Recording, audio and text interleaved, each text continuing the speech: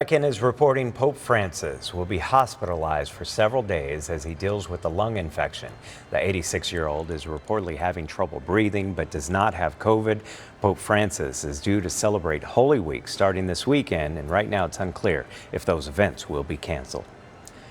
All new at 6:30, we're taking you inside the numbers on Arizona's homeless crisis. And this comes as the city of Phoenix faces a July deadline to clean up the downtown area known as the zone. So who's really living on the streets, and how does Arizona compare with the rest of the country? Here's ABC15 data analyst Garrett Archer. Sadly, the number of those experiencing homelessness in Arizona is on the rise. That's according to data from the Federal Department of Housing and Urban Development, which annually does what's called a point-in-time count of the homeless populations. At the most recent count, Arizona's homeless population was estimated at 13,553. 1,700, or about 13% of homeless individuals, were under the age of 18. Veterans made up about 6% of the total population, and the total number of homeless in either emergency shelters or transitional housing was 41%.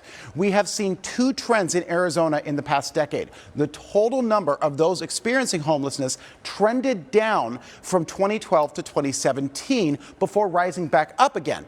2021 appears to be an outlier where no count took place. So for 2020 to 2022, the total homeless population rose 23%. During that entire time, though, the number of sheltered homeless fell. In fact, there are a third fewer sheltered individuals in Arizona compared to a decade ago. When looking at just unsheltered people, we saw an increase of 160% in the past decade, a 46% increase alone since 2020, from about 5,500 people right here to over 8,000 people.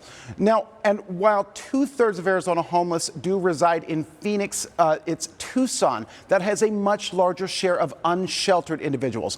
About 3 in 4 homeless in Tucson do not have transitional housing or are in emergency shelters.